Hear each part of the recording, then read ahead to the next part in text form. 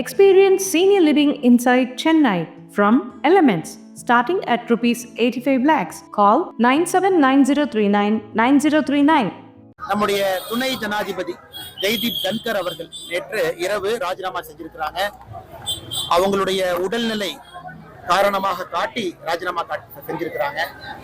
நமக்கு தெரியும் மார்ச் மாதத்துல 8, 9, 10, 11 அந்த நாட்கள்ல எய்ம்ஸ் மருத்துவமனையில நம்முடைய துணை ஜனாதிபதி அவங்க அட்மிட் ஆயிருந்தாங்க. நாட்டிற்காக சிறப்பா சேவை பண்ணாங்க. அதற்கு முன்பு வெஸ்ட் பெங்காலுடைய ஆளுநராக இருந்தாங்க.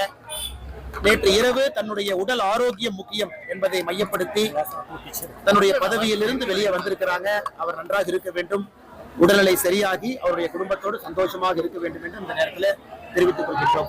அது சொல்லுங்க ஐயா, மொழி சொல்லுங்க ஐயா. கமல் கட்சியில் மக்கள் நீதி மையத்துல மகளிர் அணி நிர்வாகி போறாங்க ஆட்டோல. அந்த ஆட்டோ ஓட்டுல அடிச்சுட்டாங்க, வழக்கு பதிவு பண்ணாங்க, அவரை மட்டும் கைது பண்ணிட்டாங்க. ஆனா ஒரு பெண் பொது இடத்துல ஒரு கட்சியை சார்ந்த ஒரு மகளிர் ஆட்டோ ஓட்டுநர்கிட்ட தவறா நடந்துக்கிறாங்க.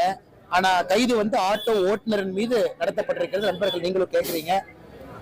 எல்லோருமே சொல்வது காவல்துறை நடவடிக்கை எடுக்கும் பொழுது ஒருதலை பட்சமா இல்லாம, அது பெண்ணாக இருந்தாலும் ஆணாக இருந்தாலும் தவறாக யார் நடந்திருக்கின்றார்களோ அவர்கள் மீது நடவடிக்கை எடுக்கணும். ஆனா இந்த விஷயத்துல நம்முடைய தலைவர் அவர்கள் சொல்வது என்னன்னா, ஆட்டோ ஓட்டுநரின் மீது தவறு இல்லை. ஆட்டோ ஓட்டுநர் அவங்களை கூட்டிட்டு தான் போனாங்க. அந்த பெண் தான் ஆட்டோ ஓட்டுநர்கிட்ட தவறா நடந்துகிட்டாங்க.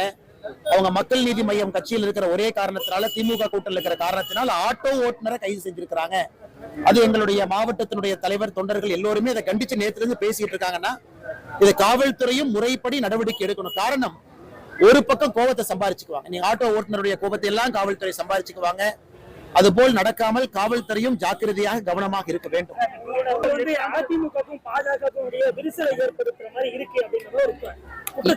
அப்படின்னா என்ன பேச்சு நீங்க சொல்லணும்? அதனால சொல்ல முடியாது. சொல்லுங்க சொல்லுங்க.